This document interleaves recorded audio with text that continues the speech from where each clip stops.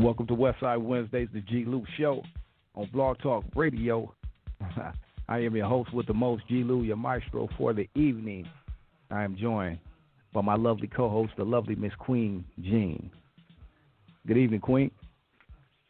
Hey, D. I was going to say, hey, DJ. Hey, G-Lew, how you doing? What you sounded like DJ that boom. Rocky, boom, boom, boom. How are you? I'm doing pretty good tonight. I'm happy, happy about the show because we got a legend, a female at that, but a legend in her own right, and so many, so much legendary history she has and shares, and so much she's done. So I'm just glad we could have her on the show tonight and get her story out, because it's incredible. And I'm sure you're tied to this too because you're family to, Uncle Jam's on as well. So I know. Yeah. Yes. So it's going to be a beautiful night. Great show, I think. Yes. Looking forward to hearing all about her accolades and everything that she had going on and have going on up till today. So I think she's in the green room as well. Is she? Yeah. Yes, she is. You want to go and introduce our guest for the evening, Queen? Yes, let's bring out the Queen, DJ Silky D from Los Angeles, California. Come on out, Queen. How you doing? Oh, my God. I just, that was a wonderful, wonderful introduction. I really appreciate you guys, man. I'm really honored. I'm doing great, blessed, considering, considering this pandemic times, just really grateful and grateful that I would say at least 90% of the people that I know is still here today. So, how can you not wake up and just be grateful and a blessing, during this time and season. So, but thank you, though. I'm like, wow, that's really an honor. I appreciate that. I really do, I think you guys are like the second ones that I've heard that's given me such a great honor and respect of, the things that I've done as far as this West Coast history is concerned. So much respect on that. Oh, yes, we have to pay homage to where homage is due. Legendary. That part. And the fact that you're a female, has done the things you've done is just incredible. So we just got it. I'm just so happy that we have you on here tonight. We can just get this great story that you have and some of the history, because you share a lot of history. I mean, you've been there pretty much since day one with the West Coast hip-hop scene, Yeah, I didn't realize that until I started thinking about all the times and the places I've been and the people I've known or watched or become. I'm like, God, dog, I think I went up so many times when it came down to the unsung West Coast awards that I realized I was getting up there for everyone that was getting an award because I was there at the time when they became who they are. And I finally had to say to the crowd, like, I know you guys are wondering, why does this woman keep getting up here on everybody that's got an award? Right. It's because I've been there from the very beginning. I feel like the little old woman who lives in the shoe. Yeah, that's a great way to put it. That's awesome. Yeah. Hey, before we start, though, because I know we can get right into it, but before we start, before we move a little bit too fast, we want to give you a proper introduction. I mean, we kind of did, but you are here, and you can introduce yourself properly, how you want the people to receive you tonight. So let them know who this legendary voice is that they hear on this radio show tonight, please. Well, this is a famous voice. I am Silky D. I am the voice of Dollar Freak of Uncle Jam's Army.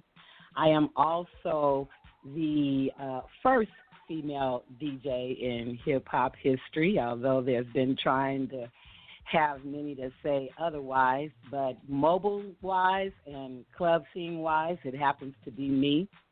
I am also a global international hip-hop ambassador and an ambassador of the 5 Points Youth Foundation. I represent as an entertainment director for many organizations as the 125 Compton Historical Society, the United Hood Nation, and also the Universal Hip Hop Museum for the West Coast region.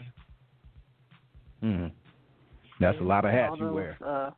Yeah. Yeah, I've been a community activist since my teens of the end of the Black Panther and Browns era, where a lot of people don't know about the history of gang members, but actually we were the G's before the gang banging began, where we wanted to carry on what the Black Panthers and the Brown Berets have done.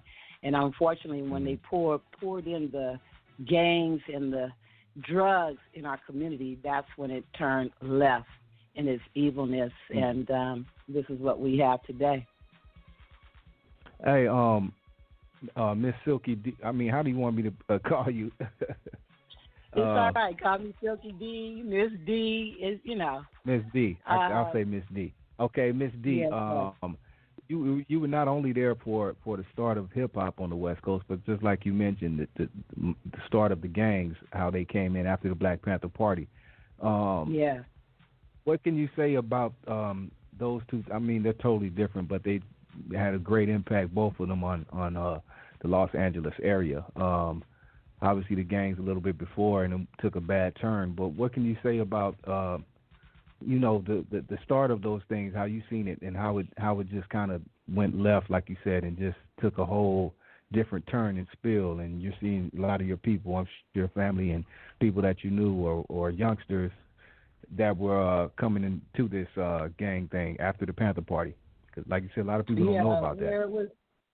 Well, what happened is definitely the 60s and the 70s, I would say they kind of ended out the Panthers, when they were eliminating them, and they went into hiding. With that, kids like us at the time in my early teens, and the reason why I could say this, my cousin is an original South Central Black Panther, where him and Geronimo Pratt was who I got inspired by as far as my military is concerned, wanted to keep doing what they were doing, but it turned into us protecting our neighborhoods. And it didn't matter. Like, at the time, there was only about maybe one or two blood gangs, for that matter. The majority of L.A. Were Crips. I don't care if you were here to Compton, that's what had related in the Crips, concern. And it was to protect the community. It was not to destroy each other or to kill each other or rob each other and do the things that what drugs have done. It started to turn around because that was the other thing, too. We felt that, and the original G's know where I'm coming from. This is how G's mentalities are. You are less than a man if you pull the gun out. It was about your physical strength of fighting each other and then make it up afterwards. We can get along afterwards after you got it out, whatever issues that you had with each other. And we dealt with who dealt with us, not just going out here and getting mad, angry, to just take it out on anybody, all because you're not dealing with the person who you have the problem with. When guns and crack came into the play, because during the time of the 70s, we had angel dust, but angel dust really was not like the damage that crack has done. Crack made it so to the point that it got to where you will knock off your own brother for the love of the money, the amount of the money that you was making off of a very cheap drug. And that's where it got crazy, where a block turns against another block, or even though your homeboy is on the same team, now you got to knock him out the box because of the greed that it has done. And the wars that we had, which didn't make any sense, even though they got into the blood and the blue thing, that even got worse because blue was against blue. Just, just because of the areas or wherever that you live, and that has been the tremendous damage on top of what the record labels tied in of being the brokers of the prison system to pump and to push that type of music in the middle 80s. Nothing wrong with gangster music, but it was something wrong with that's all they allowed for you to hear in order to keep destroying each other and to get into the prison system. When I saw young kids, it was just too much for me to see a 9-year-old being slaughtered in the street of a drive-by because of its association. Hip-hop came into the play where that was an alternative, and it didn't matter what color you were, even though it was the beginning of blacks and browns to work with each other and to put all of that down and to do it through music with breakdancing and the whole bit. Here on the LA side, didn't seem like they didn't get it. It was half of us doing what we were doing and the other half doing what they were doing. And, you know, I just chose to be a part of where these kids that was 12 and 13 years old came to our events of Uncle Jam's Army, where it was a great amount of DJs and a group of us getting together of having fun, clean fun at that. No drugs, just sodas and hot dogs. And out of it birthed the West Coast hip-hop, as you see with Ice-T and Egyptian Lover and Bobcat, and I can just go on and on of the history that came out of those groups, as well as Welcoming the East, Run DMC and Houdini, who I've been blessed to be on the same stage, you know, Atlantic Star, just all of these groups that came down here to be a part of this LA scene that Uncle Jam's Army had provided for us to have a safe environment. But even at that, it kind of way out once some of our own members in the group, including the creator, you know, got hooked on that crack, where that even folded, you know. And I just decided to stay with hip hop and to just practice or just be everything about it, you know, a higher power helping and healing our people than as opposed to destroying our people. So it's wow, you're bringing in some. Yeah, you know, you really tap into a lot of things that I survived, because on top of that, the machismo world of hip hop on the West Coast, not purely on the East Coast, because East Coast come from a different mindset, and a lot has to do with the great leaders that they've had, just as well as Chicago did, and Oakland. You know, Oakland is like the home of the Black Panthers, you see, just as well as Chicago. And the East and that Midwest of town had the Black Panthers and the nation to follow up, where they had the respect for the women. Then here, Hollywood has, their mentality has been nothing but TNA, pimp and hoes, you know.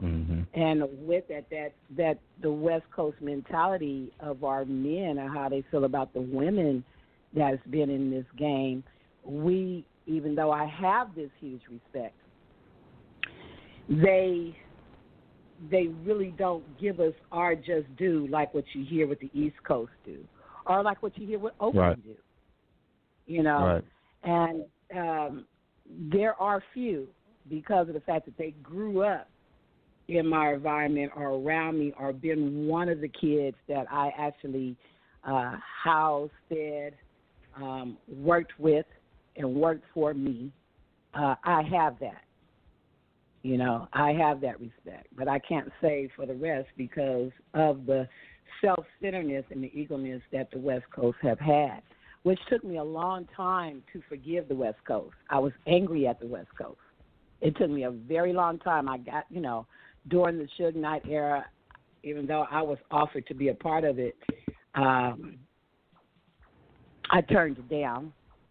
You know, and turning it down amongst the few, we got out of the game because of it.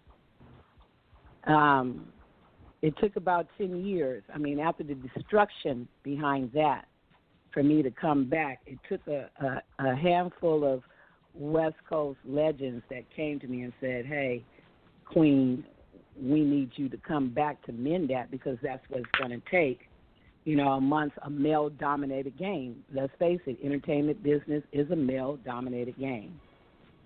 And that 10 years this is what the result of what we got now. So I guess all I can do is be humble and to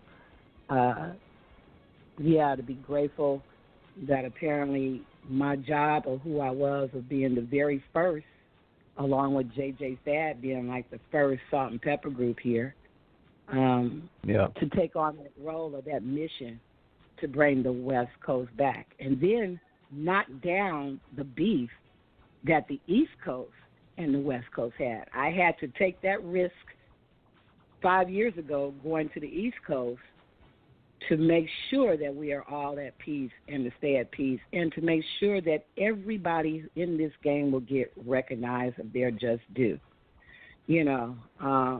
So now all I can do is sit on my throne, right? And allow for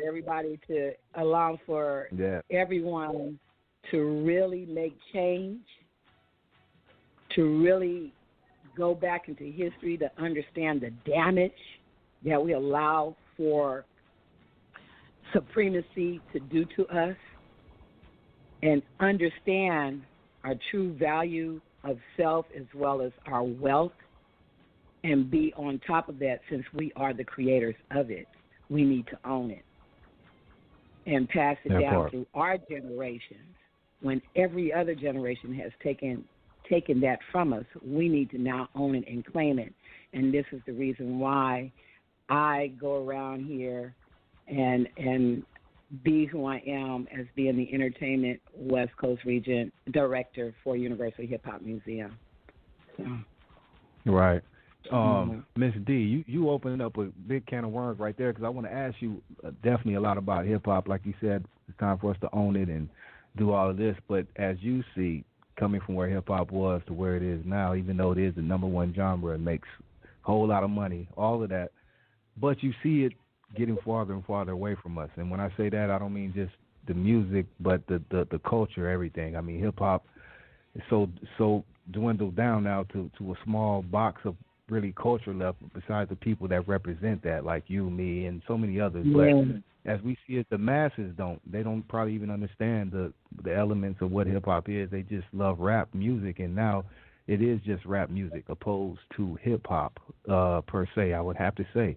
Even though it is really major now, but it's just not hip-hop. That's been almost taken away or gone somewhere else where the kids don't really know or respect hip-hop, but they can make a living off of it. Yeah, I kind of agree with you, but then that happens to be the mission of University Hip Hop Museum amongst our pioneers that are a part of it. The dedication and the O that we have to educate, because that is the fifth element of hip hop, to make ourselves present and known, and to be in the educational system has been a challenge, only because now with this pandemic that's going on has hindered that. But before that, we started with the universities. We wanted to work down into the school system, but it takes exceptional teachers to allow for us to come into their classroom to talk to the students, which I would say we're really trying to get that together on the educational side. We need more educators on our team for the U.S. We're getting it from the rest of the world. There's no problem. Right, exactly. They want us over there. They want us to teach a class over there. They want us to do everything that we've done here. They want us to do it there. There's not a problem there. The problem is here, and I understand why. Because the masters that have taken you all, that left the neighborhood chasing behind those material dreams, don't want you to come back into this neighborhood to regain that back. I have to give a shout out to Battle Cat and Quick. Cat. And yeah. King T. I'm going to say the names who are Cat actually keeps the West trying Coast. to do. I'm That's glad right, you said trying Cat. to I really love do Cat. To something me, for the he's at community. the top of the West Coast. Yeah, and really, yeah, exactly. Yeah, they're Go really ahead. I didn't trying mean to to do cut you off. something for the community. And the reason why I have to mention their names because we get caught up in rumors or we get caught up in haters that hold on to the past where they've had a bad experience with names that I've mentioned. Maybe even me.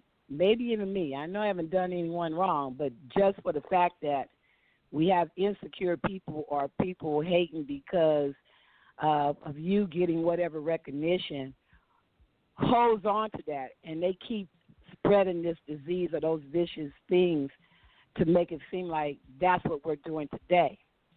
And I'm not allowing those who have done wrong who are making change.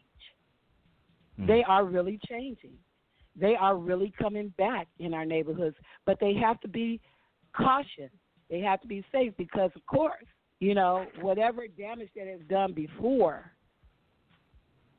can cause for one of those to come up and create damage now. So they have to trust those who keep them be able to want to give, but you just don't know about it. So I'm saying it because I happen to be the representative of that, one of them. There's many of us out here that represent those names that are out there that I can at least say that you're totally wrong when you say, oh, they don't do nothing for the neighborhood or they don't give back. Well, you're wrong. It's just only because you don't see them in the neighborhood is the reason why you say that. Right. But they want to, and they want to give. Even more so now, especially what's going on with this. We're here back in the 60s. I don't care who's listening. I don't give a damn, but I'm letting you know now. We're getting our black men lynched right here in Palmdale and San Bernardino. This shit is very real. Speak on it. Yes. You feel what I'm saying? Yes. This is very real. I don't give a damn. Y'all want to sit up there and you want to think otherwise, you really need to wake up. And you really need to stand and do something about it. Because I don't know about you or anybody else, it ain't for us to go back 400 years. It is not for us to go back 10 years. This here is a spiritual thing, whether nobody don't get it or not. We cannot continue on. I just don't want to see the next generation. I don't want to see my grandkids. I don't want to see kids, their kids, whatever the case may be, to keep going through what we don't need to go through. We all need to accept who the hell we are. We are people of great people, and we all need to teach and speak that. We need to know that. We are not less than anybody else. As a matter of fact, we are the original because everybody came from us. Mm-hmm. And we are the greatness of the culture. We are the power of the culture. This is our culture. And this is the hip-hop culture. That's why hip-hop is a way of life. It just has a new name from where we went 400 years ago.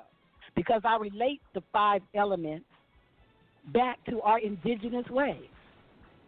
This is what I teach. When you talk about the DJ and the MC and the break dancer or the pop locker, this goes back to our indigenous ways. And MC is the storyteller. Pop locker and break dancers are the warriors that stood up there and they dance when their message when they prepare. Mm-hmm. You see what I'm saying? DJing is those on the drums. That's where your beats come in. I break every element down to where we come from, our indigenous ways that goes all the way back to Africa. What Hollywood has done or what commercial lives have done, I'm not going to just put it all on, what commercial corporate world did is turn hip-hop and try to make it music. And hip-hop is not music. It is our culture. It is our expression of life. It is our expression of fighting against injustice. It is our expression of community, love, peace, unifying. And if we can't get that, if we can't do that, if we can't love each other or have peace with each other or understand what respect really is, then taking it as a disc, then we will continue to be, God forbid, not even continue, we will be eliminated.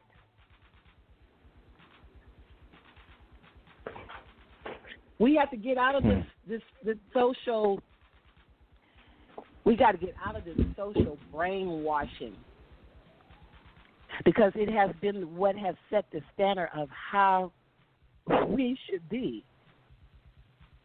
We have accepted what they had told us what we should be.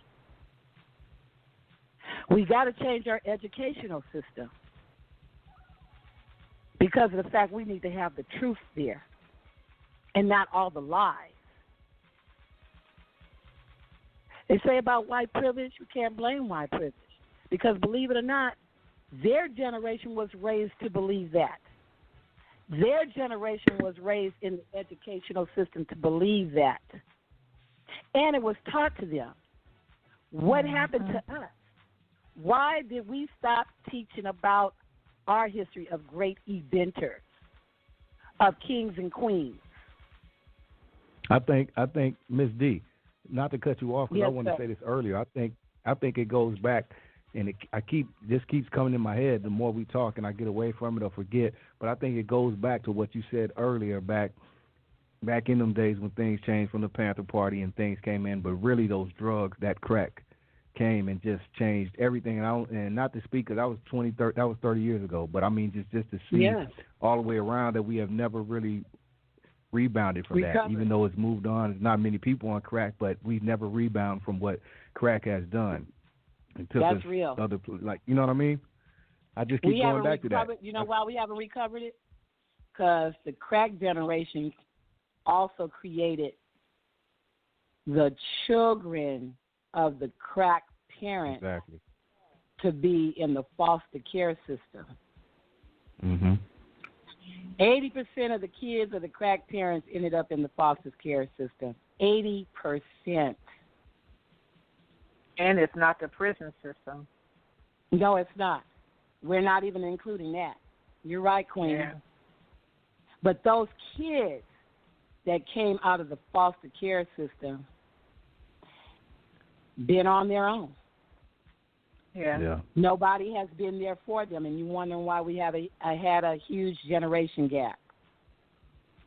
They have every right to not to respect the elders. They have every right to not respect them, but they need to understand why it happened. They need to understand that it really was not their parents' fault. It could have been choices. Right. It could have been choices. But as long as we but that crack swooped in and just as long as we I don't think nobody was ready for it.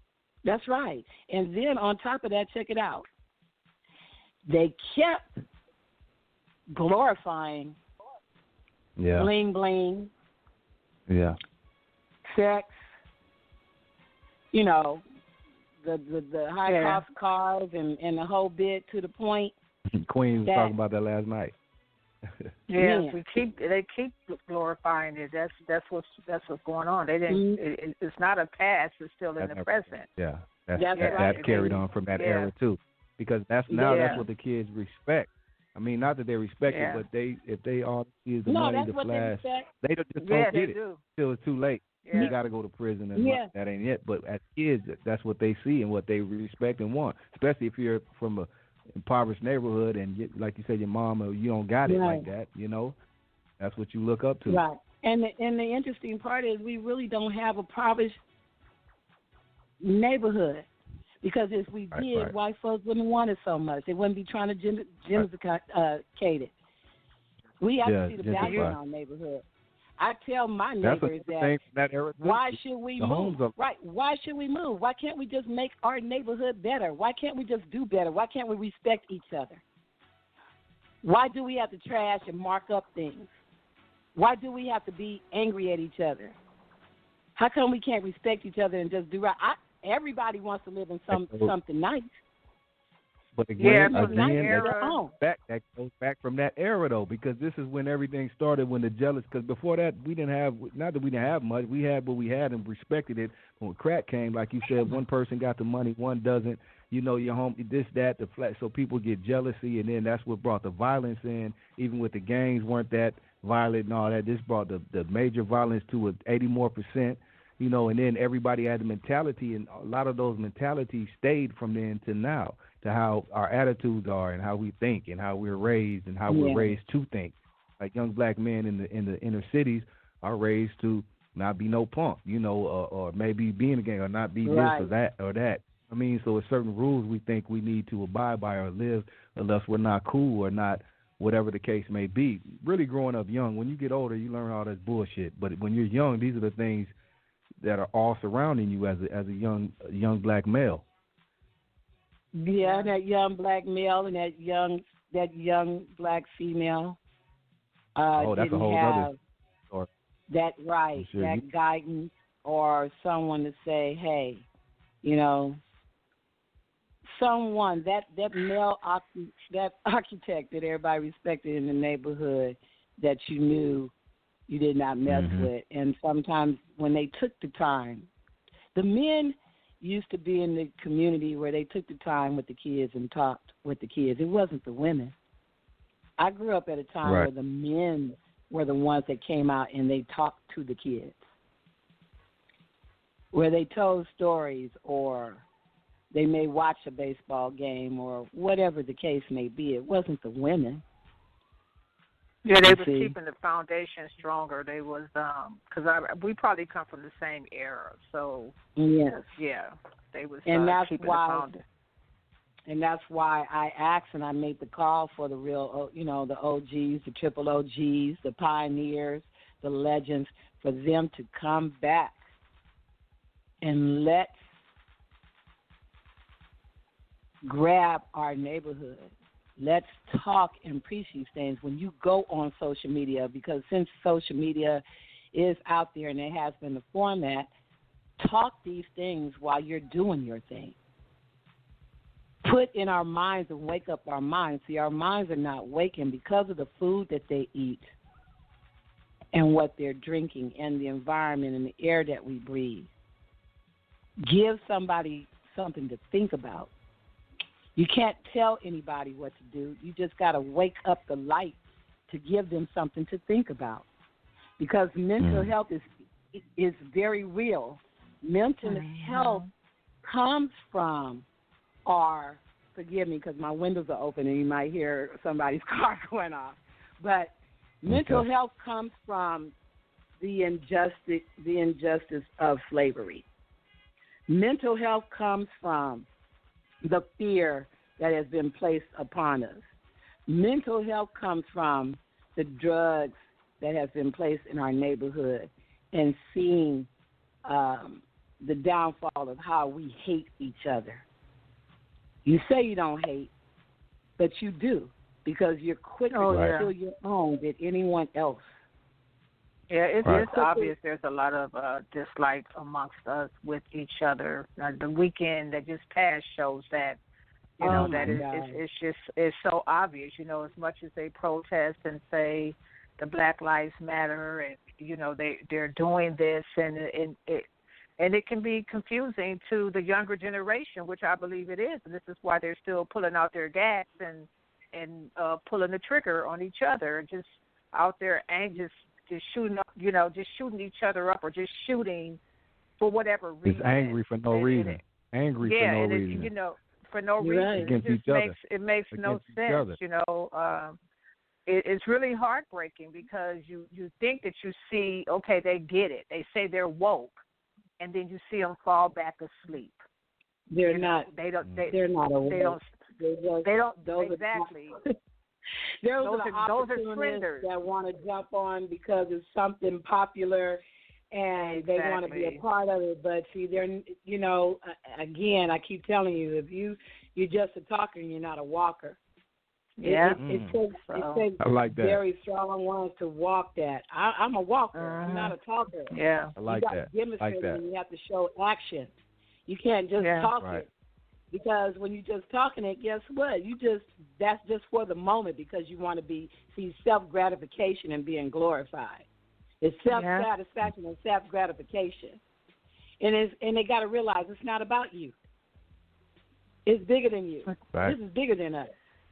And you know, my dad would say that all the time. It's bigger than us. You know, it is. It is.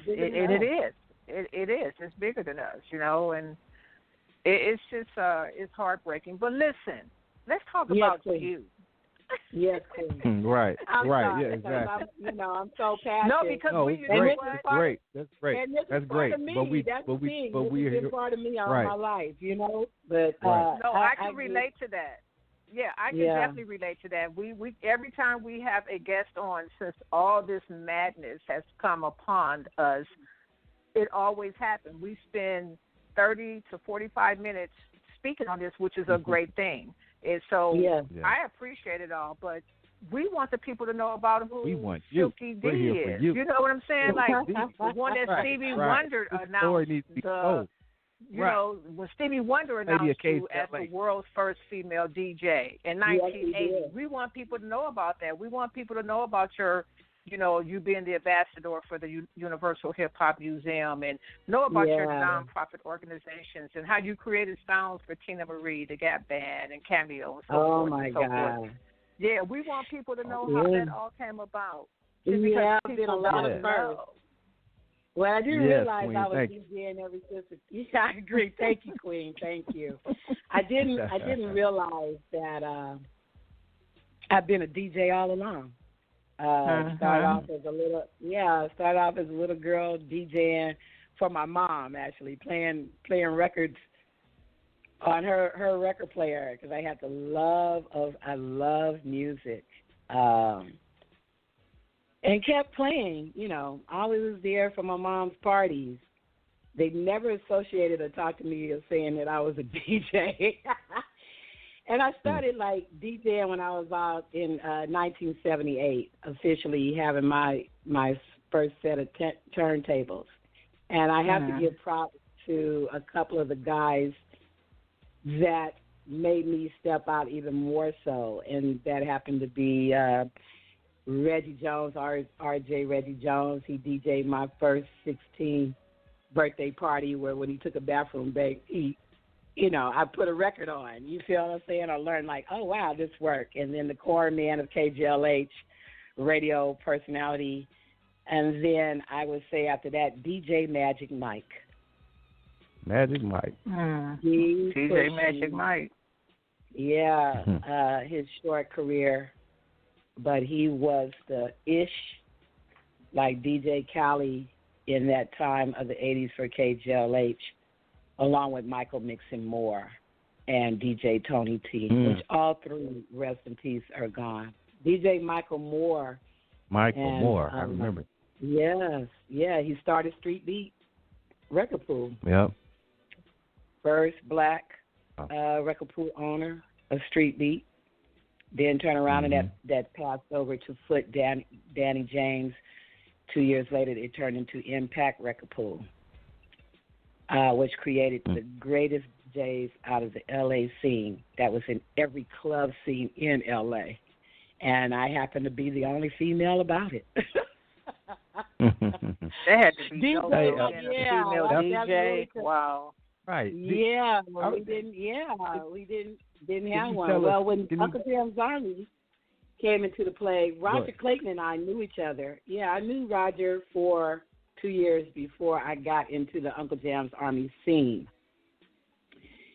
I came to an event that a best friend that turned into a boyfriend later, we came to provide the sounds for their San Pedro party, and McGee, his partner, saw me and was trying to mac on me, and then when he asked me what I do, I told him I was a DJ.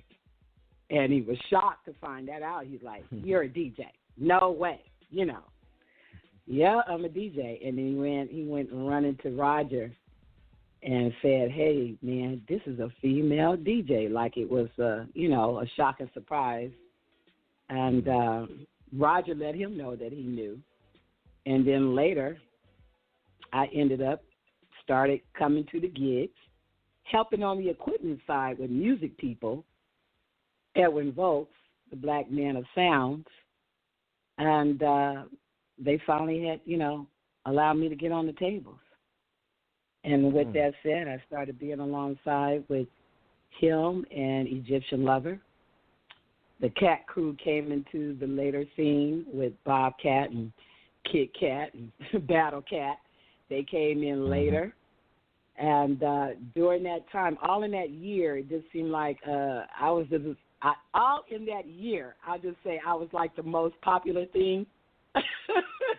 Because of being a female, everybody wanted me. Right. Yeah, and I was DJing at Osco's and the Bitten Apple and the Red. The Bitten Apple was my home. The Red Onion, L.A. Cafe, Florentine Gardens. Definitely, I was at World on Wheels. Yeah, Florentine Gardens, World on Wheels. Who else did I do? My club that was downtown and Mingo's. Mingos. You know, a lot of people wasn't hip to Mingos. I was talking about Mingos to a friend of mine, and he said, "What you know about Mingos?" I said, "Man, Mingos was the shit." Yeah, it was. I used to be at Mingos a lot. That was a real nice club. So yeah, Mingos. I'm glad you mentioned that. And I think it was because it was close to UCLA. I think a lot of us, you got to remember, a lot of us didn't cross them boundaries when we were in them all, like the all-white eras. But by me living on the west side of L.A., that's why I was fortunate to DJ at the Speakeasy. And, the Speakeasies. Yes, all these clubs that was Beverly Hills era, Westwood, Santa Monica, because I've been down there. I can't think of the club right now. And then I DJ. Believe it or not, it was funny because Lonzo, him being a club promoter, I DJ'd at the Hollywood Casino. And I DJ'd at his. I've even DJ'd at. He had another spot too that was on Manchester. I forgot what it was called, but I DJ'd there. And he pretty well was in the back of his club only. He said he saw me one or two times, but he didn't think nothing of it because most of his business was him. He's always in the back room. You see what I'm saying? So it was really interesting that I was at all of these clubs that I DJ'd at, but then also turned around and created an audio sound company. And by owning that, that's how I was able to feed a neighborhood and allowed for a lot of young West Coast who are the legends today, like Battle Cat and Quick and all of them coming through there and being a part of the crew. And we're setting up equipment and going all over the place to do what we did. And when I went from being an audio sound company and my relationship became the scandal of West Coast before the Suge Knight and stuff, that's when I broke barriers by jumping into the concert world, and I ended up becoming the soundstage director for Tina Marie Gap Band, Boosie, Shaka Khan. I had Cameo, Jazz Confunction. I became that female to do so when they'd never seen anything like me. I can only say who've been greater to me, was Suzanne DePaz, but she was not a DJ. She was not a DJ or a sound stage director, but she became she became the production. She became a production manager, and then of course go on to direct shows. I would say that, but for me to break barriers as a female DJ, that's what I did. Until of course, the casting couch was never for me, and so that's the only reason why, I didn't keep going out there. And then that's also during that time in the middle 90s when it got really evil and wicked here. during the Death Row era. The Death Row era. Right. The Death Row era. We know. Right. The Death Row era kind of like changed things around. And that was like another crack era. Oh, my God. Yes, it was. Unfortunately, yes, it was. And, yeah, that's interesting. And I'm just grateful that, woo. Yeah, you're still here. You survived all of that. Yes, I'm still here. So, Miss D. On. After the Death Row era, though, I started off another one. I also behind the Project Blow era. Oh, wow. So the Leimert Park. Yeah. The Good Life, right, in Leimert Park. The Good Life, when I provided the sounds for the Good Life. Wow. And then turned around and dated a guy, and I helped him with the Project Blow era. And that's where I also helped the art walk that started there. Because I've been a member of you were behind all that. I knew that. Yeah, I have to write that all in my book. You're getting me. I'm literally behind that as well, providing the sound, help develop the Project Blow thing, and a lot of artists came out of that movement there. More underground artists, a lot of great MCs and legends on the West Coast. That people may not know, but definitely came from the Project Blow and all of that era. Oh my God! Plenty. Medusa. Yeah. I can go on and on. Akil, Micah 9. Man, Razkaz, Cam, they came out of there. Yeah. Mm-hmm. Oh my! Wow. Man. I went there one time because my son performed at the Project Blow before. That's how I knew about it. And we went up there. Okay. It was kind of my son had performed up there once, and I was amongst all them youngsters. But I blended right on in with them. They'd have never known I was the age I was in there. Hip hop and you can still blend in, Queen. You still blend in anywhere. That's what I love about. That's what I thing. love about Project Blow in Leimert Park. That is the mending of old and new. It doesn't matter how old you are, young you are. Everybody's able to be there and express themselves in every way, especially with One World Stage there, which happens to still be there. Great things come out of Leimert Park. Is I would say one of the few that really on the West Coast demonstrates hip hop to its fullest of its culture. Mm-hmm. Mm-hmm. And we're trying to really maintain. That's right. We're really trying to hold on to that. Hopefully, in the African culture. Yes. Most definitely. African culture is big. Our culture is big over there because every Saturday was actually like Monday through Sunday. They're out there in the middle of that little area right there. The drums. The drums. Yeah, they have their drums. R.I.P. to my family, Roger Clayton. And speaking of Leimert Park, we actually had his cousin had gotten murdered, and we had a walk right over there in Leimert Park. So that area brings a lot of bittersweet memories on so many different levels, like Project Blow, and then having the walk for justice for her.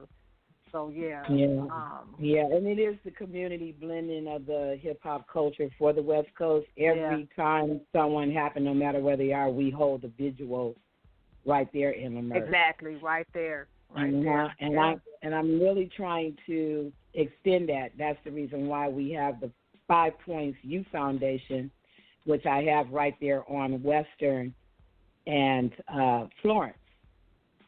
So I've been there now for 4 years. I'm getting ready to prepare throughout this pandemic our 4th anniversary for the graffiti, because I've had every graffiti artist from around the world to come there to paint this wall that used to be called Murder Alley, that now they call it Peace Alley, and then they're associated with Silky D's place now. But it's I'm really working hard for it to be the offspring of Leimert and what it do in Leimert Park to right there on Western and Florence, which happens to be that 1 mile extended from the Rodney King riot. Western and Florence. Yes, ma'am. Western Florida, And you know so that area. therefore, You know what that area is. Queen, I want you to come there. It will be the last Saturday in August, and I want you to come there. I really do. But I've been there for 4 years now. I have fed the community. This year, my goal is to feed 5,000 people.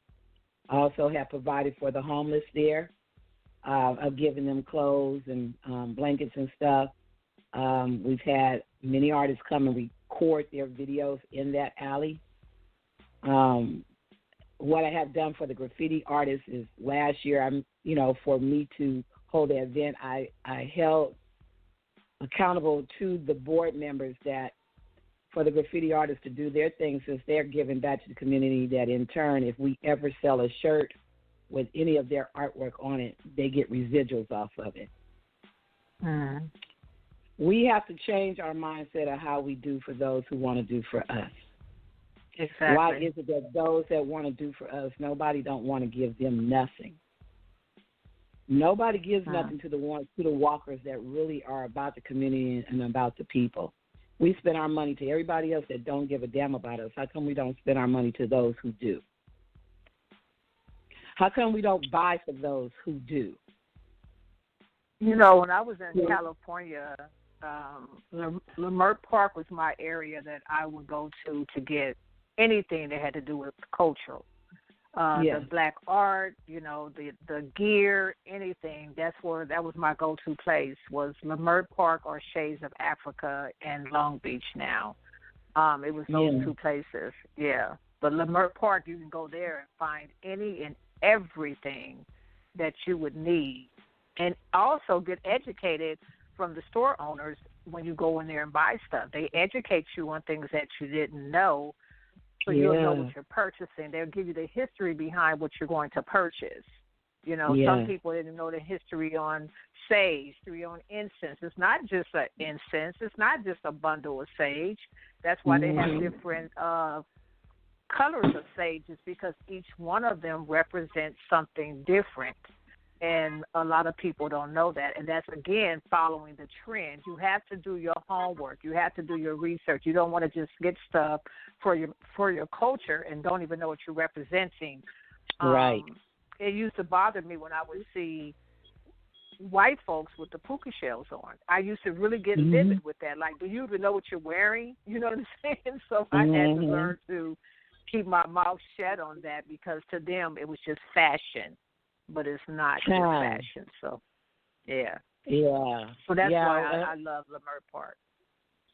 That has to be, we have to go back to the basics and to imply that in your teachings with your children. I always say to people, don't say, or that's nasty if you never tried it. Right. And my point being is that somewhere, I'm sorry, I guess some people are still celebrating, but some people don't realize that it's in the preparation. Like, liver may taste bad to you, but if you had tried someone else's liver because they prepared it differently, you'd be surprised that you might like it. And not even knowing you're eating it. Exactly. So, I try to teach. I guess that came from me being an educator. But we all are teachers. We don't need credentials to do so. Right. We definitely have to get out of self and to understand that those that are under you or next to you are following you or watching you. And if you can keep that in mind, then maybe we can be a little more careful about what we do. Conscious. Yes. Because we don't realize who we. That's right, because you don't know who you're inspiring. And if you don't care or give a damn about nobody, then this is the result that we've had. We stopped caring and giving a damn. That song, I always feel like somebody's watching me. Somebody is always watching you. Always. There's somebody in the same home with you. You have grandchildren. I have grandchildren. They're paying attention. They're definitely paying attention. And even my children at the age that they're still paying attention to me. So you're always been a watch. And when we're doing what we're doing as Blog Talk, having our Blog Talk radio, we're always being watched. They're paying attention to us as well. So you're right. You have to be conscious of everything that you do. Tupac said it best. All eyes on me. Yes. All eyes on me. Yeah. And speaking of this hip hop, Miss D, and then I want to, if you don't mind, I want to take a quick caller because we got a special caller out there. You was talking about all them old spots and clubs, and I'm sure he wanted to speak on that. Hip hop historian as well. But speaking of hip hop and Tupac and where rap is, we just lost, and I always speak about this. I know people that listen to the show maybe get tired of me, but I always bring up this young man. But you know where I'm going, Queen. But I always bring up this young man that we just lost recently by the name of Nipsey Hussle, and I'm sure you're aware of him too.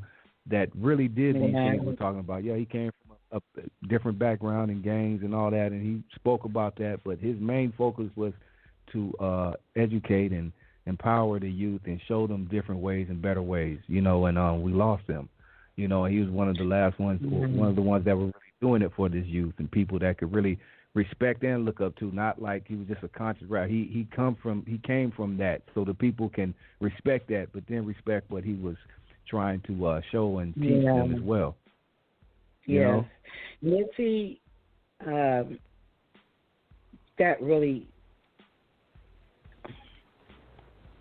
Forgive me. I feel the same thing. I feel the same.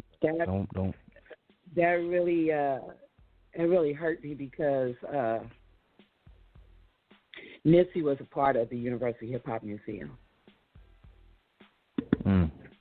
He believed in us and what we spoke about, the culture and everything, and he decided to do him and, believe it or not, Crazy Bones too, Lazy Bones. He's a part of it too. Okay.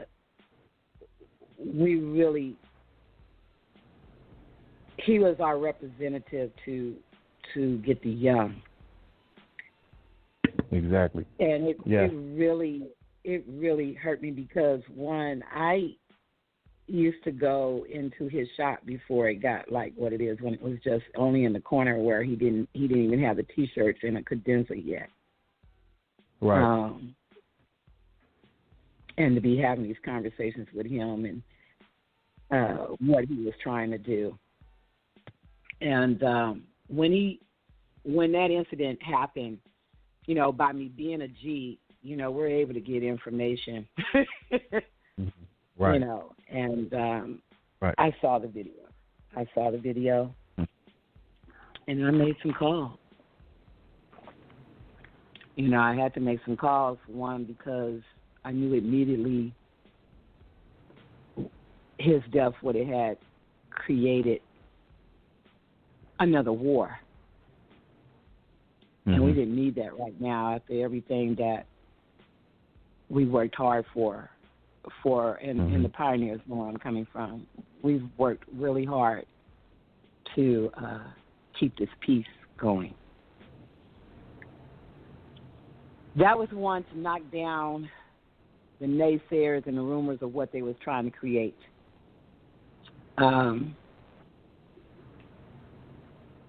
Two, I'm going to say it and just let everybody know, it was an assassination. Of course. Because of what he was doing. Because of what he was trying to do for his community, and also because he was the first to do it. They didn't have their hands on the technology of what he was trying to do yet. So I said that when it happened. Yeah, when it first happened. That's nobody I used the same word, Queen. The same word, assassination. It was not, and I'm going to knock it down. It was no gang retaliation. None of that. It definitely came from some higher political powers that made that happen. We and look what happened. I could just say this, that maybe despite of that being assassination, they didn't expect the greatness for it to be around the world because of the fact that his whole likeness and everything that he was about and what he was trying to do made him the Jesus of our time. Mhm. Yep. They didn't realize who they was assassinating when they assassinated him. Correct. That's what they didn't realize. I said that as well at the beginning. That's when they assassinated him, they had no idea who they were assassinating. They had no idea at all, just none at all. Exactly. So they thought it was just going to look like another gang member that got killed. Well, that's what they was trying to. That's what they was trying to trigger. They was trying to trigger a gang war because of the fact that we had peace, red and blue, and our Latinos. We all had peace, and they wanted to destroy that. So what better way to make that happen? When he was mending a lot of people right there on that block. Mm-hmm. You see what I'm saying? So that's why they were trying to do that. But thank God Farrakhan came down there to make sure, to be the topping on the cake, to make sure that would not happen. See, a lot of people don't know Farrakhan is our biggest supporter of hip-hop. That's why we were talking about him last night. Yeah, you guys really, you guys really need to go on, and I'm saying to those who are listening, if you did not pay attention to this is the last time you guys are going to hear from him. If you didn't say that last night, I said the same thing, Queen, last night. No. The same thing on our show last night. I said the same thing. You're not going to. One, he's selling. Yeah. Two, those were his last word to the world. It was. So if you go on Revolt TV or go on YouTube and Google it, you need to really be patient because you know how long it can be. But man, that final last hour of him talking is deeper than deep. I'm going to tell you right now, and if nobody don't wake up on behind it, I'm just saying you're going to be one on the wayside. I'm being real about it. Yeah, when I listened to it, I actually listened to it, looked at it more than once. From the time he walked out into the garden, and I said the same thing last night. That was his last message. His last address to the public. Pay attention. You have to be in tune. You just have to, just pay attention. You really got to pay attention. And he knocked down all the rumors after all these years. After all these years, he's knocked down every rumor that has been about him, a man of hatred. I knew he wasn't about hate, no way, but the fact that, they was trying to say he hates the Jews or he hates the white folks and of another man. All of that, that's not true. It's not true. It's like, okay, go back. It's like Public Enemy say, don't believe in the hype. We really have to do our research. And we really got to stop listening to those that you think that know and they don't know. In order for you to know, you need to go straight to the source to know yourself. Yeah, and be in tune spiritually to be able to know if it's the truth or not. I mean, when you're in tune, you can feel a liar. You can tell if it's real or not. You know what I'm saying? That's you can cool. actually know. Yeah. So that's real. That's very real, cool. That's very real. Yeah. Yeah, but Nipsey's the blessing that's come out of that is the wake-up call with everyone. The sad part about it is that they only allow for it to go so long, and then something new has to come along to trigger or put a light, excuse the expression, up your ass to make you move. When are you really going to check yourself? Another song of Ice Cube say, check yourself before you wreck yourself. Before you wreck yourself. Mm-hmm. Yeah, it's a cold world we in. It's got to supply your own anyway. Heat. Hey, Miss D, hold on. Before we continue, let me go to the phone line. I got to take a couple callers, if you don't mind, that want to speak to you. Please do. Yeah, I look for it. Okay. Okay, caller, hello. Hey, good evening, man. This is Paradise 24 calling in. Paradise. Man. I thought I would get you on that one. That used to be my spot. That's another club. Speaking of Mingos, I was there that club got shut down the last night. It was Mm-hmm. shooting in the parking lot, but that was a beautiful experience where you can put on your suit and go up in there, and man, there was no T-shirts or none of that type crowd, man. That cold was there, wasn't it? You had to come Man, saucy. You had man. to come saucy for real. For real, man. We had a ball up in there, and then you could easily just ease up out of there, and no coppers sweating you on the way home.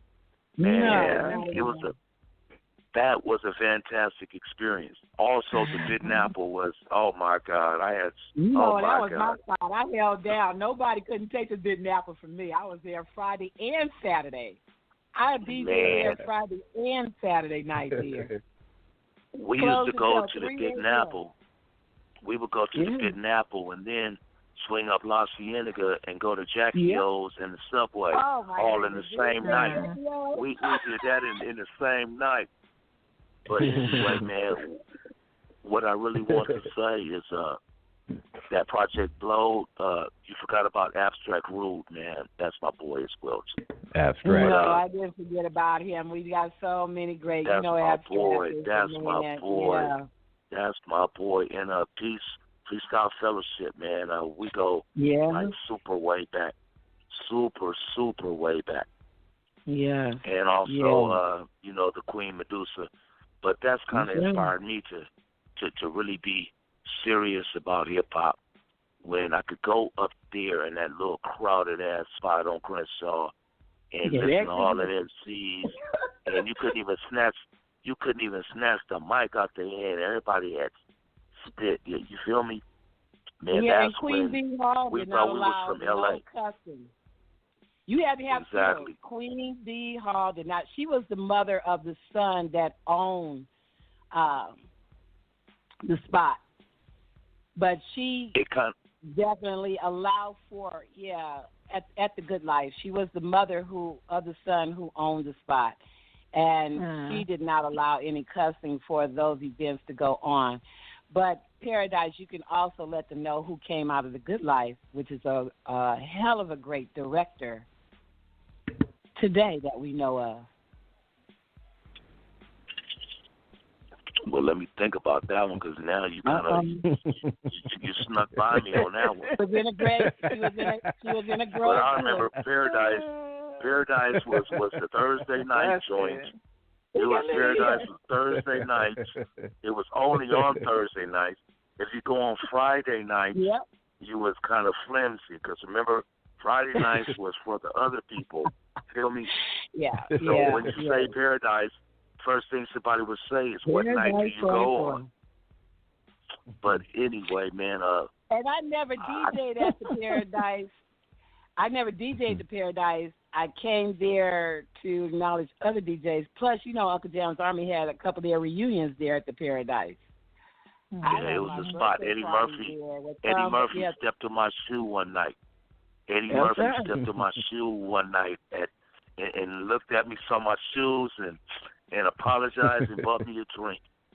But I just want to party all the time. One thing, man. I just want to party. Man, and so Jackie I'm gonna let you know who was I can't remember the girl group that came out of the Good Life, but guess what?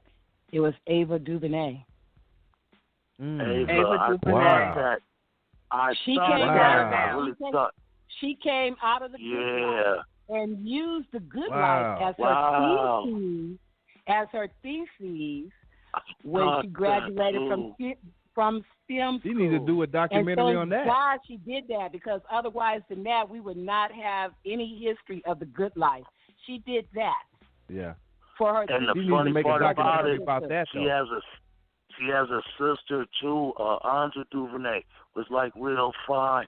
I'm giving her my age for real, but I never thought that she was ever up in there. Yes, she Just was. like all the spots that you named, every club that you named, I was all up in there.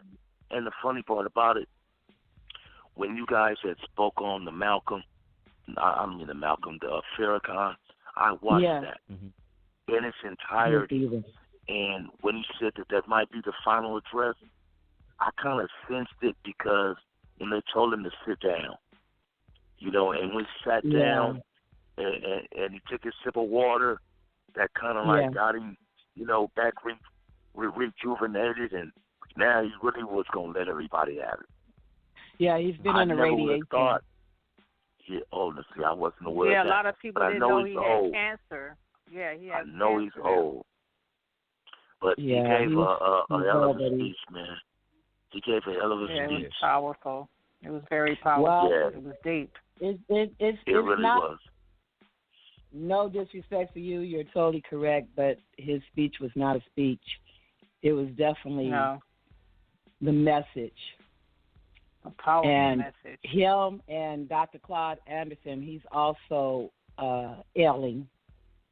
And I'm going to tell you, these are two great men that if we don't capture and really open up our third eye and our ears to listen and to grasp what they're telling us, we don't have nobody else. We don't have nobody else to do that. Who do we have? Right. Do you think who do you think? Just like you just said, sorry, Tweet. Just with like you said, that could be the last message. Do you think that some people, even us, our culture, somewhat take for granted somebody like Farrakhan? Because, like you said, who's to say if he does go?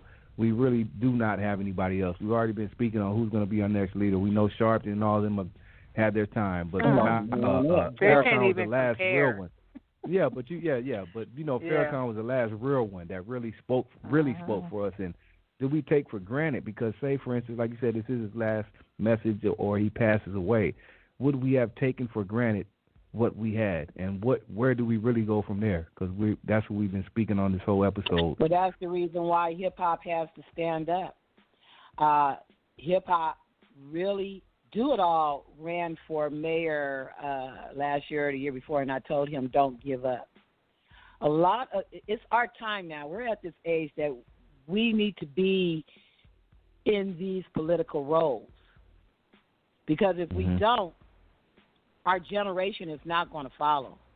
They may be out here protesting, but they're not following because they don't have any great male leaders that is represented. They had Nipsey, and he's gone. That's the reason why they had to assassinate him.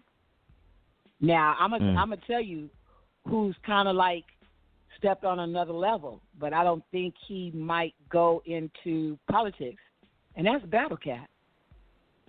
Battle Cat been dropping godly jewels at night. If you catch him live on Instagram, he's been giving back to the community within the past 2 years. He's been in Leimert Park with his live band. Yeah, he's mending. I love Cat. A lot of these artists that they didn't even expect for him to work with because of affiliation. Right. He's breaking that barrier down. I love Cat. I love Cat. I was scared, Miss D. I was scared though. Yeah, Miss D. I was scared. Not to cut you off, just briefly. I was scared. This is a side joke. I was scared that you were about to say Kanye West for a minute, but you didn't. Oh, so, no, Kanye. Carrie, I'm sorry. No, well, I had to hold my breath. Queen, I had to hold my breath. What's wrong with Kanye is because of his bipolarness and never getting over his mother's death. And then he's around. You got to understand. He's just all over the place. Yeah, and he's around people that encourage that. So you have to be careful of your association. I mean, that's the reason how Michael Jackson was able to be assassinated. Yeah. A lot of people was around him to the point his family wasn't even able to get next to him. So when you got people that you see, you got to keep your circle small, for one. Because at least you know directly who your enemy is. When you have a bunch of people surrounding around you, you don't know who your Judas is. That's real. Sure don't. And the only reason why I could say that, when in my time, my height of my time, like I said, I was feeling the neighborhood, I had a house full of kids. And then I had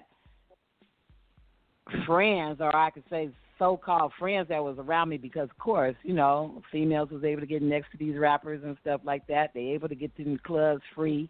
I'm always some barbecue, whatever the case may be. Then, when I started going through that scandal, and when the West Coast turned their back on me because, of course, when you was throwing W's back then, it was not like how people throwing W's up now. There was nobody there, only one or two people that helped me go through what I went through. Yeah, that's when you find out. Real like that. I mean, because I went through where when I said the West Coast turned their back, of course, because of the mentality, that bond that the males have with this code that we got in our affiliation, and they stuck with the person who I was no longer with. And I could say that with me. I could say that with Miss Chalet. I could say that with Eazy-E's wife, and I could say that with Suge's first wife. Mm-hmm. There's a high price you pay. Yeah. There's a high price you pay when you are in, I'm going to say it this way, a mafioso type of style. And even for women who are not my color, I can speak to one of the Italian wives of a mob, and we could say we've gone through hell when you no longer a part with that person who rules. And you don't take the next person in line as your mate. That's real talk. When you choose to want to live your own life and have independency, then you really find out what hell is all about. Mm-hmm. And I did. I found out what that was. When I left L.A., I had to leave L.A. I left L.A. for 2 years. Not 2 years. I left L.A. for a year and came back in L.A. and lived here for 2 years without nobody knowing that I was here. My daughter used to give me, I'm giving you real spit right now. My daughter had to tell me, this person was looking for you kind of thing, because she never gave them my number or never told them where I lived.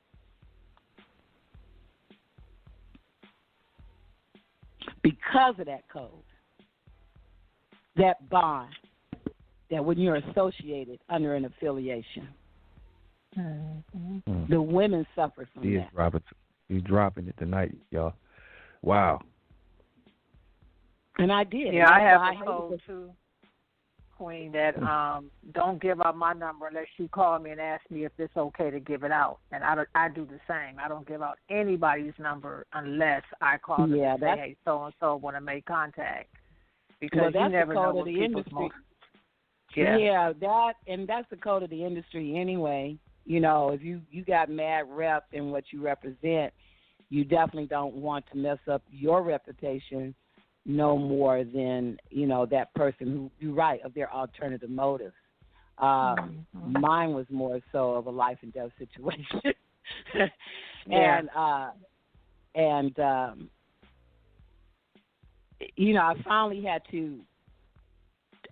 I finally had to deal with that and to show no fear since that person is out of prison and have been back within the last 5 years. But I made sure that that person doesn't know where I live or anything like that, for that matter, as well as everybody. And I'm talking about some names in this industry of West Coast that know about us. Gives me tips in the whole 9 yards. I have no fear now, because the only choice would have to be, unfortunately, to eliminate. I will not go through what I went through. I will not go through what I went through ever again through my life of that cycle.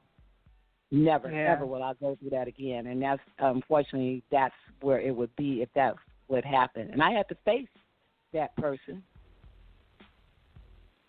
and to say that I have no fear. And I've been known about his whereabouts in the whole 9 yards. And we don't choose, we don't know everything. That's one thing about, for the females, one thing, we don't choose who we get with. And I say for males, because sometimes there are females that play these games and they know they dude is like that, but they don't tell you about it. You feel what I'm saying? And get out, and all of a sudden there's something else. I know somebody got shot by that. But on the female side, that when you date these guys, and if they don't tell you everything about them or their past or who they are or what they do, and they've kept that from you. And when the reality comes in, when you decide you don't want to be in a relationship with this person, then it was definitely an awakening call. Or the bond that the brotherhood has amongst themselves, and their attitude about females. You see, that's the other thing that we need to change. We definitely have to change our mindset amongst each other. We are not bitches, hoes, and whatever the case may be. And though I am a queen and they respect me as one, we have a lot of men with that's their mindset at all times. Every word come out their mouth is a bitch, bitch, bitch, even though you're not a bitch, but the mindset of that. So we have to change those type of things amongst each other. Again, with our own people, it is our responsibility. That's right. With our own people, just like it's our own people, because that's the main. We have to fix our own issues, and we don't want to fix. We don't want to face them. I think we deny the fact, just like Queen said, we talked about earlier, hate within ourselves. But everybody claims nobody's a hater. That's like a rule. Right. You shouldn't be a hater, but a lot of people are haters and don't know it, because they hate themselves and other people that look like them. Second thing is just like you said, Queen talked about last night, using like nigga and stuff like this, even though that's a common word within us, but it has gotten so far to where it's uncomfortable because now other people use it in other races, and it is uncomfortable to hear it, so, and like you said, bitch and hoes, but black females call each other bitch and hoe, every other word, bitch, so it's, a lot of things are confusing, and so these are issues we have to get right within ourselves before we could, and I don't think these are things that are being addressed or acknowledged, Yeah, but again, it's about being addressed. We have to have definitely more blog talk conversations of this to address it. And then again, even in your own lifestyle, changes within yourself. And then you can't tell someone, but you can acknowledge, like, it was a female that called me a bitch, and I just straight out and says, why do I have to be that? I straight out told her that. I didn't come back with her calling her a bitch. I just said, why do we have to be that? Not one time did I talk out of your name. And then she had to turn around and when she heard what I said, then she went, you're right, I'm sorry about that. And then she went into her conversation. Yeah, because you made her think about something. Like, why do I have to be a bitch? Why would you call me a bitch? What makes me a bitch? Right, right. Like, why do we have to be that? And I told her, I don't do that. I took my own responsibility of myself to say, I don't do that. And why do we have to call each other that? So, but instead of sometimes taking that as education, we get offended. When somebody will tell you something like that, most times instead of looking at it that way, the person thinks to get offended. The reaction is they're offended. Yeah, it's the reaction. So if your reaction is negativity, and I come back with negativity, then ain't nothing going to be coming. It's not going to come good without that. I try to teach our young people, when you get across where if you have to deal with a bully or if you have to deal with a gang, because there's young gang members that's just ignorant, they trying to do whatever, I would tell them, like, when they say, where you from? Because from that they trying to, hey, dude, I'm about peace. Now, if you want to harm me because I'm about peace, you see what I'm saying? You got to turn around and you have to wake up the spirituality in a person's soul. You definitely do, because I said that last night too. I'm about peace. Like, don't bring it. You got to be. What can you do when somebody says that to you? How does that make you look amongst everybody else when you speak those type of words? Because words is power. Yeah. Am I correct? And if if you come out with negative words of your power, then guess what? It's going to be an explosive, and nothing good comes out of it. Nothing's good. And what does it prove? Did it prove that you're better than me or bigger than me? Because the era that I grew up, like I said, I'm a G. I'm a real G. I had to fight. I understand that. And guess what? Okay, you kick my ass today. And guess what? We can get along and shit. But we got it out. Whatever issues that we had, we got it out. If we don't get it out by talking, then we got it out by physically fighting. We got it out. Better, more so. Isn't that what hip-hop revived it? Let's throw away the sticks and the stones and the guns and whatever, and let's get it out, and let's spit it on some wax or some paper. Let's dance. And see, all that's in our hip-hop music now, and it's so glorified in the hip-hop music, and it doesn't help with the youth, and it doesn't help with, especially with the youth. They glorify it, they all of that, the drugs, the lean, the dressing, the profanity, the disrespect. It's all in this music. So it's not just in the music; it's in our movement. Where the middle '90s came off off. But again, it came again when crack took the parents away, and that television, and that video games, and that radio became the babysitters. When we became the lovers ourselves instead of sitting down, now everybody want to sit down at the table and eat together, and now everybody want to get board games and play together. And because the coronavirus is creating that now, where we have to deal with each other, where we have to spend time with each other. Is it not your parental right to set the format of your children's mindsets? That's where we should be the parents. That's where the elders need to be the guidance. We should allow our children to be creative as much as they can be, but we're the guidance to make sure that they stay in the frame where it doesn't destroy them later or destroy their lives. So we have to come back to being. Yeah. It's almost as she was on our panel last night, right? Right, last night. Like everything. Wow. Everything is it's like her words is confirmation. Your words is confirmation. Right. That's what it is. You know, everything that you're saying is confirmation of what was being said last night on our panel, because we were speaking. You know, some of the same things that you're saying was the exact words that I was saying last night on the panel. So it's just confirmation for me and confirmation for what the Spirit is putting out, you know, is the universe. Yeah. You said that right. Great minds think alike. And when you have the minds of great spirituality, we will say the same things. Mm-hmm. And that makes the rest to hear. If they didn't hear it from you, they heard it from me. They didn't hear it from me, then they're going to hear it from somebody else. And that's how I say how the Spirit flows, to make sure that we get it out there. Out. And and that's why it's so important to saturate this format of the internet to make that happen. I say we have to balance the game or become the percentage. Why do we allow evil to be the percentage and we became the less? How come we can't be the greater? How come we can't be the greater? That's my point. If it's more of us out there, guess what? If it's more of us out there, they can't assassinate us. Assassination come in because it's few, and we're easily assassinated. Yeah, no level, mentally, physically, spiritually, we can't be assassinated if we come together. Mm-hmm. There was a movie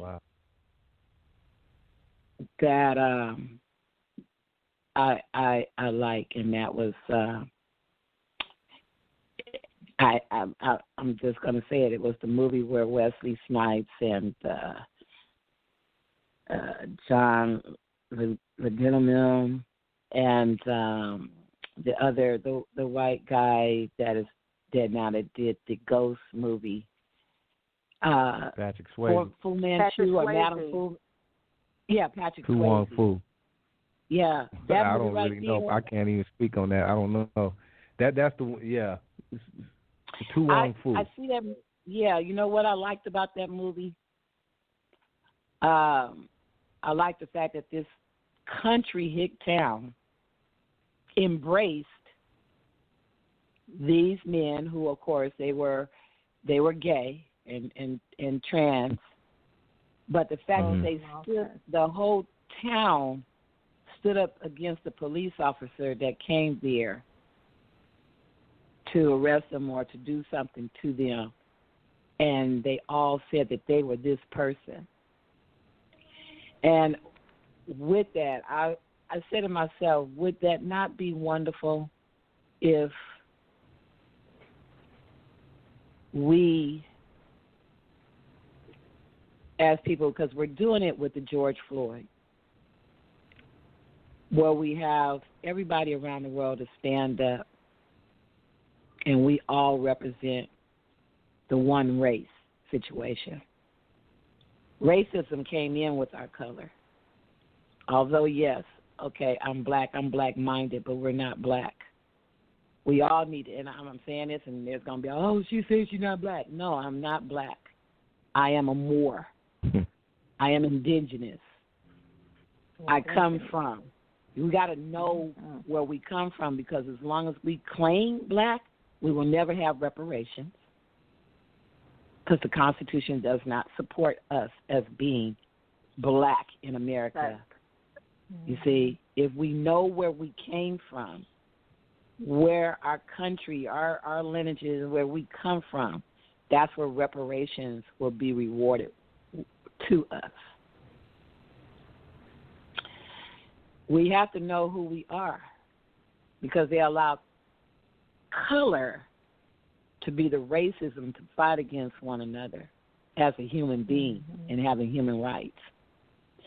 And the ignorance of what USA have put upon us, because of the fact that just like they've told us lies here, they've told lies everywhere else. We have to get our dual citizenship from Africa, because they have opened up the doors for us.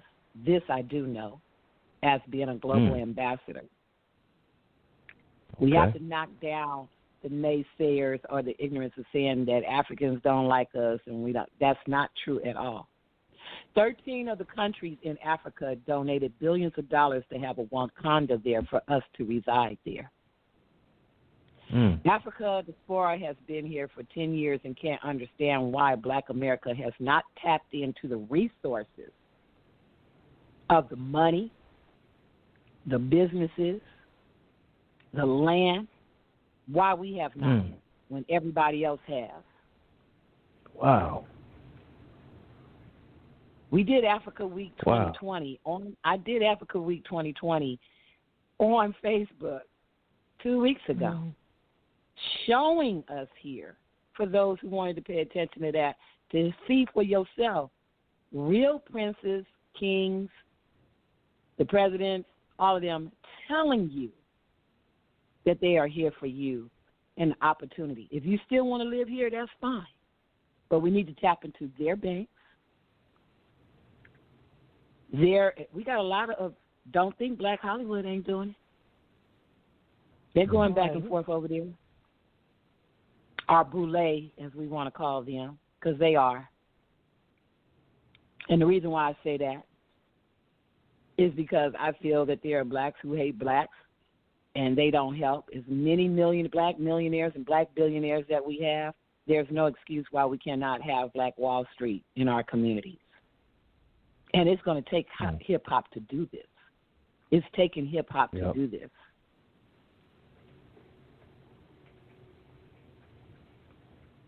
It's very real.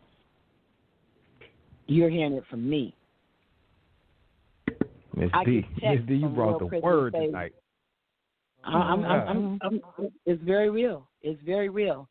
So I hate when somebody say, oh, Africa don't like us and the whole bit. No, if you have a personal experience with somebody, then say that. Don't take a whole entire country or a whole entire race to blame that. Just like if you have an experience with somebody that just happened to be not you, then say that's your experience with, why do we have to take the whole entire race as the blame for your experience, even with each other? When people come and tell me about one of my fellow people, I'll be like, well, that's your experience. That's not my experience with that person. Yeah, you know what used to irk me is when I would see people posting passports. I got my passport, but their passport was for them to go to the DR. Take your passport and go to the motherland. Africa. You know what I'm saying? Get your passport, get your dual citizen, because I'm going to tell you right now, they treat us better. If you go over there, they will treat you better than their own people in their country. Yes. You will be royalty to them. That's real talk. And if you don't, people listening, you don't believe me, Google it. Google, there's YouTube videos of people who come from the United States that's living over there in Africa right now. Google it yourself and see for yourself. They'll tell you how much food costs there. And then you know what else is deep? Every other country, like Brazil and all of them, they have organic food, fruits, stuff like that. Here in the United States, you got to pay for that, because otherwise than that, you're going to be eating plastic. Plastic. We really got to wake up, y'all. This is not a game. This is not a game. And you know what I like to say is that I thank you both. I thank you both for having me on here. There's a reason why I'm on this talk show tonight. I thank you because if you really want to know where my queen title is, you're listening to it. My queendom didn't come from me being a DJ. My queendom came to being an activist from day one since I've been a teenager, from the Black Panthers to being a G, to me being I am hip-hop. Those who say I am hip-hop, we're really preaching the culture of hip-hop. We're not caught up in the commercial of hip-hop. I don't have to get, I know, I get so many people, oh, this is your time, and how I need to be out there, and the whole 9 yards. I don't care about that. All I care about is doing everything I'm supposed to be in my purpose of what hip-hop is all about. Yes. I don't care about fame because everybody is famous. Not everybody is a celebrity. Yes. There's a difference. I happen to be both. And I would not be if it was not for my community. I would not be those who have supported me, who has been a part of me, even the ones who's even wronged me. I wouldn't be who I am if that didn't happen through my journey. The Most High's plan. Ain't nothing you can do about that. You can run from it, but it's always a way that you're going to be brought back to it. That part, Queen. That part. We all came here for a purpose. I just say what role, because you will reveal yourself to me. If you stop looking at people in a fleshly kind of way and think about them through their spirit kind of way, then you can save yourself, because they will reveal themselves. Yes. Yes, yes, yes. You got me over your skills, Queen, because you speak in my lingo, and I can feel your energy. You know what I'm saying? I can feel your INNERG, your energy. I can feel you. I feel you too, Queen. I feel you too. And I thank you. I love you very much. I love everybody out there who's listening, if they still listening. Because I didn't get on here to be no preacher. I just say that the universe has allowed for me to say these things. You brought the word tonight. You brought it tonight.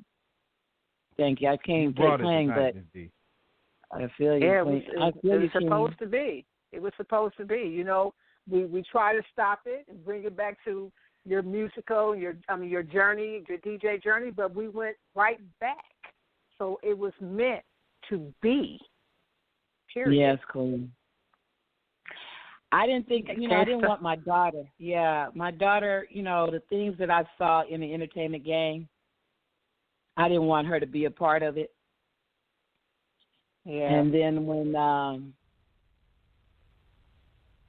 my West Coast royalty family said, hey, you can't deny it, then I said, okay. I turned around and I embraced it, and I taught her the game,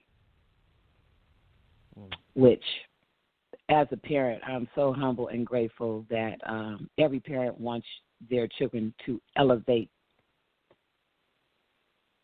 more than what they have done. To take no other teacher should have taught her but you.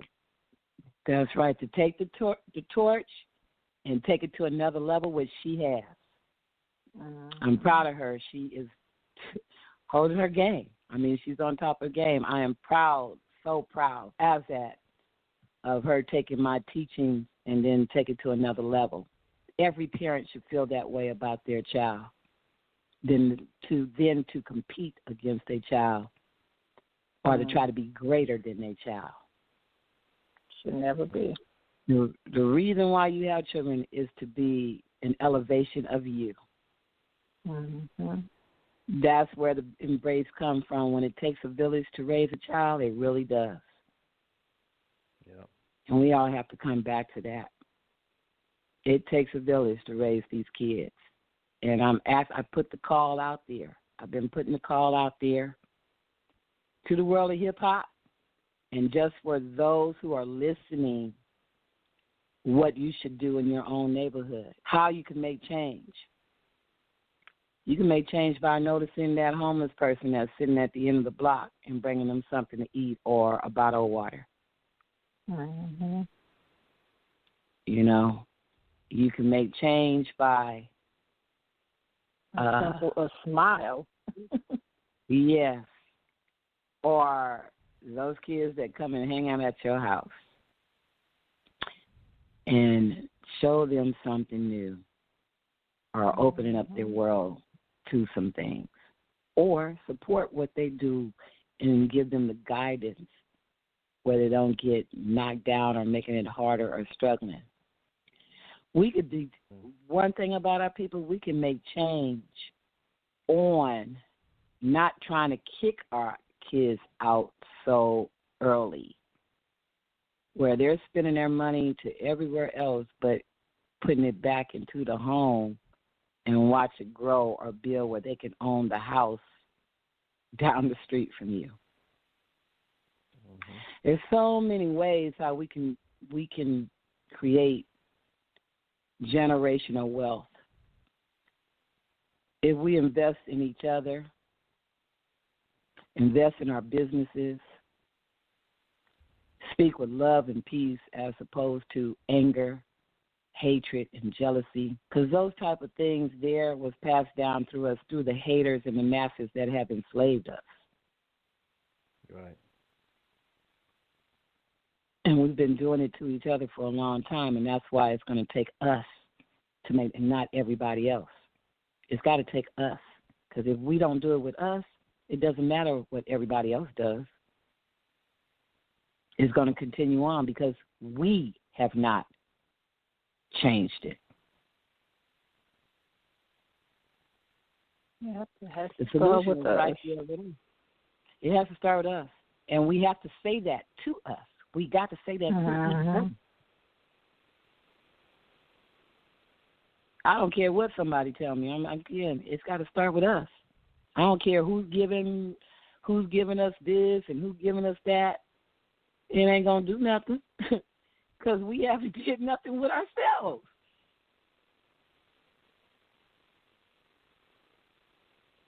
We got plenty of opportunities because they glorify that money. Oh, the money. But the sad part about this is, just as well as those who didn't listen to Farragon, this is only the beginning. It's getting ready to get worse. It's getting ready to get worse. We need you to let the people know where they can follow you at through your social media so they can see who you are. Not just hear your voice. One such queen. One such queen. I hold queen. that solid at the number one such queen. On Instagram. If they went on Facebook, if they went on Facebook, they can get Silky D. Williams on Facebook. Okay. And my company is Ladylike Entertainment Group, where I inspire and mentor a lot of young females. Eventually, I'm working on having I did create my tennis shoe, and working on through this pandemic to build that out where I will, have a line of tennis shoes where the percentage of the proceeds go to female youth organizations. because we don't get that huge support funding-wise for women, even though they said it's out there. It really isn't. Where is it? I definitely want to know when those tennis shoes come out. Yeah, I'm going to have my first pair is called Lady Light, and then I'm going to have my Silky D. I'm going to have a collector one that says Silky D's on it. And I can't really say what's on the phone because, I don't want nobody to take that plan. But trust me, I do want to do a nice tennis shoe line with a lot of our females in this game, including you, Miss Queen Jean. Thank you. Yeah, I just think we need to do that for each other. I give props. I would give props. No disrespect to the king on the radio station, but I give props to the females that are out here. I give props to the females who are out here having their blog talks and their radio shows and whatever that they can do to be a part of it, whether they're a host or a guest host.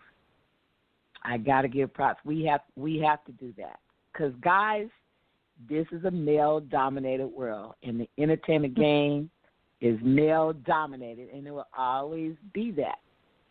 Yeah. And you're comfortable in the skin that you're in and in your group. Because why is it that I don't know if you noticed this, King, why is it in every male group you only have one female in the group? What? Yeah, that's true. That's very true. Mm-hmm. I love females, though. I would have all females around me. I love females. I'm not mad at you, King. I'm not mad at you. Cat Williams said that, too. I've been to his house, and he do have a lot of females around his house. But I ain't on it. No, I'm being real, though. I'm being real. I would love to be surrounded by females because that's where we get our power and our greatness and our encouragement and everything. You know what I mean? Females keep me going. All the love I have around me, with Queen Jean and so many others that surround me. So I love the queens, and I uplift them all the time. Yeah, I appreciate you. I appreciate you, King. Well, those are true kings. I don't give the king title loosely. We got a lot of people claiming these titles, but they're not who they are. They just, like I said, they think they are, but they're not. Real kings and queens know the respect and the power of each other, and real queens know how to soften their power to keep men from being 6 feet under or behind bars. Yes. Right. When they know their true power. Yep. So, we definitely have to have, as we say, we have to have the rites of passage conversations or classes for that. Then maybe we can be better men and women to each other. Mm-hmm. That would be a beautiful thing. Because the power struggle is we've been too independent, too individualized, and thinking that we're better than each other, and we're not. We're not even created or made that way. Right. But no way in the world is it to dominion or to control or to be superior than each other. We came together. And if nobody don't believe me, I take them to for the Christians that are out there. I say, God, in the Bible, it said, let us make man. So who is he talking about? And if you look at everything where it takes two to create, I don't think God did it by himself.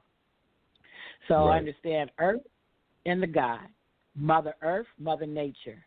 That's happened to be everything that a woman is in every way. That's why our cycle and our moods and our metamorphosis and creating life and holding life within us and birthing it, that's what the earth and Mother Nature does.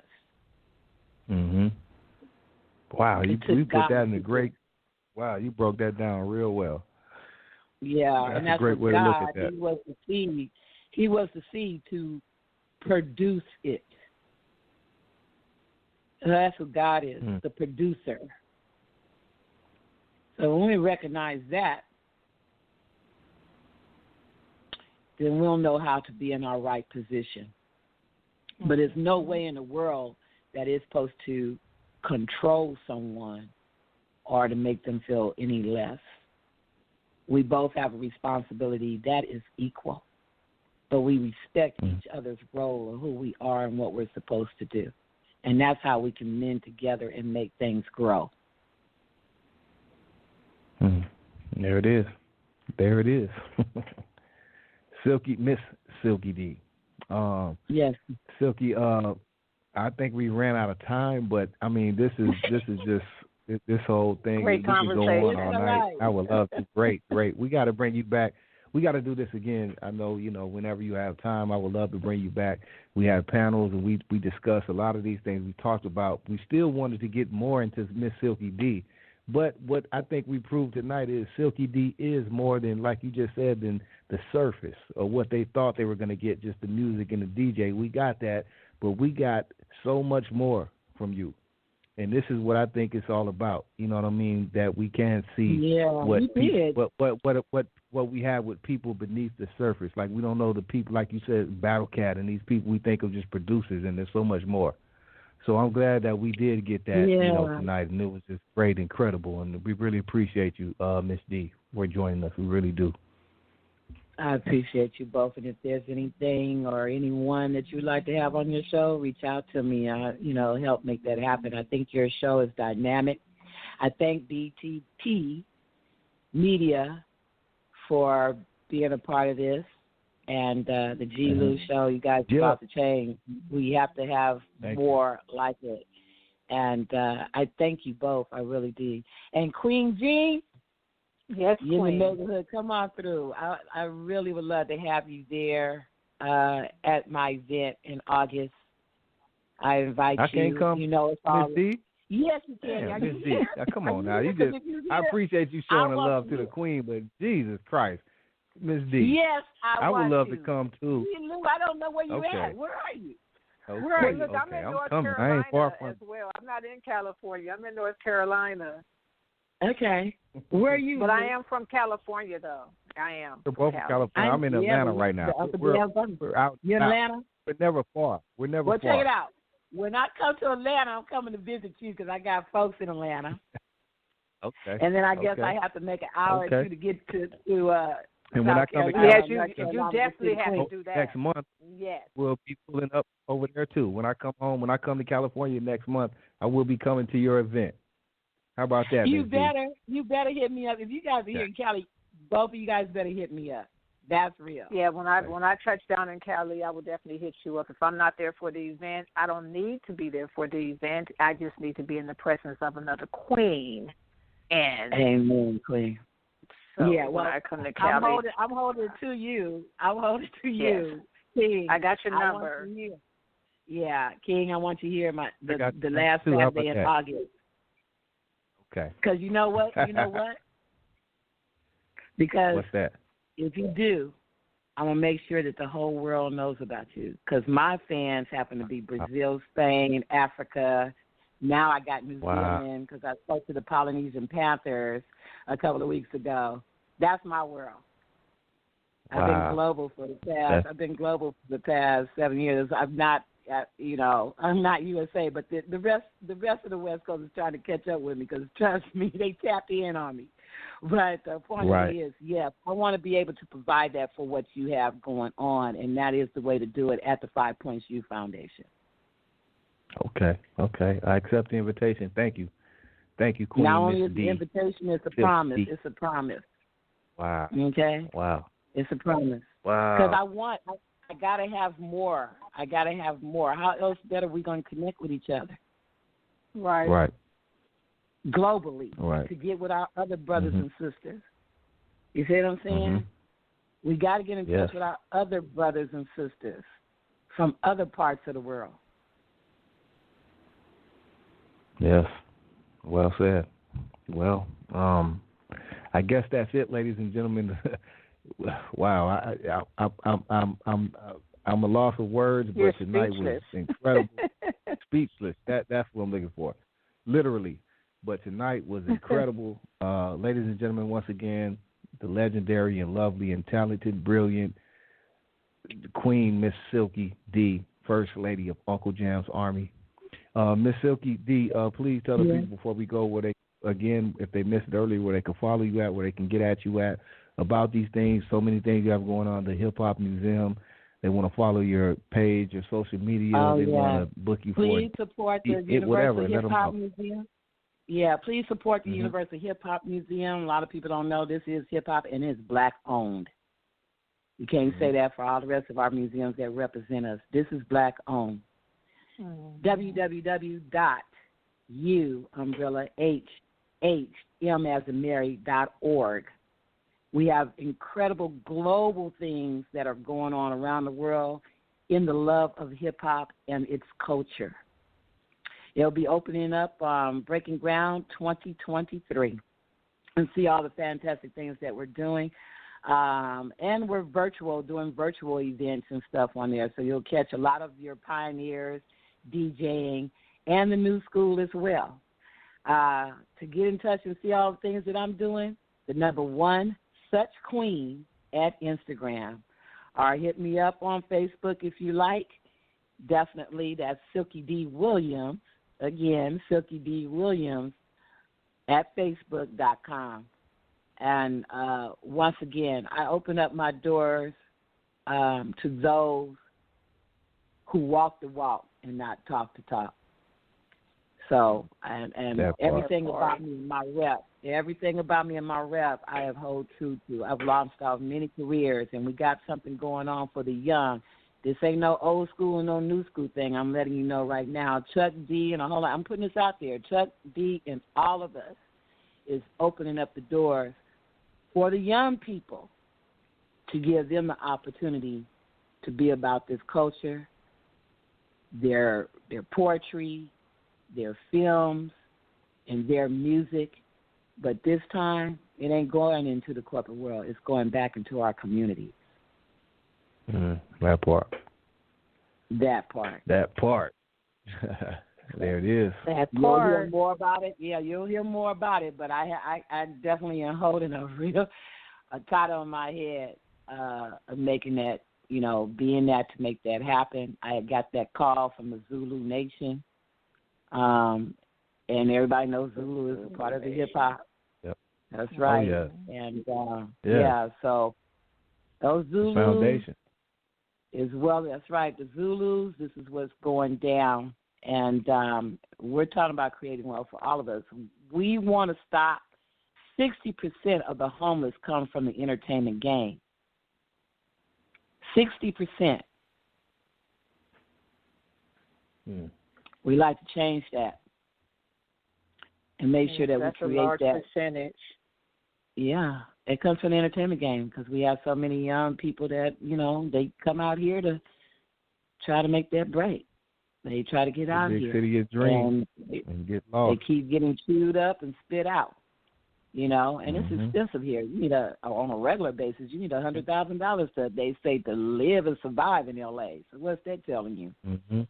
So that's why the homeless rate is so big now, the biggest in America. Extremely.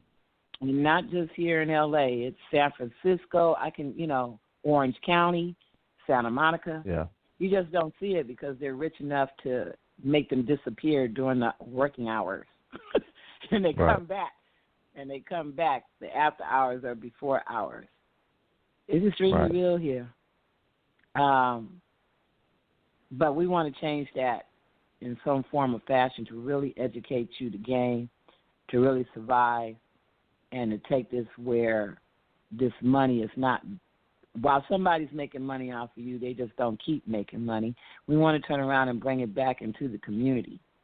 So hip-hop came from the community. We got to come back to the community. And that's where the real wealth is at. So, that part. This is the mission. There it is. This is the real mission. So you heard it from me. Well, thank you again, Ms. D. Really appreciate it.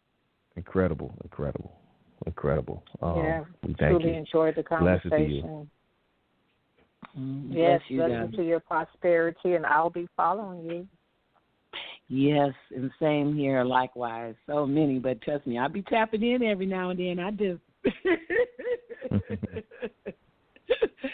I do. So let's make that happen, and let's connect these chains. That's all I got to say. Let's connect the chains. Yes. Yes. Yes, you do. We got you got us.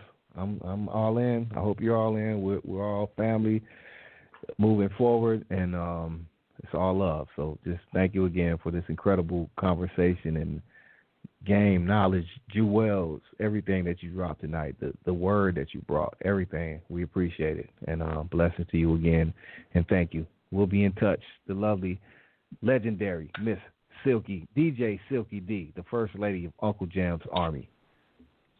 Blessings and prosperity, Queen. One love. Thank you, G-Lew Show and the BTP Media.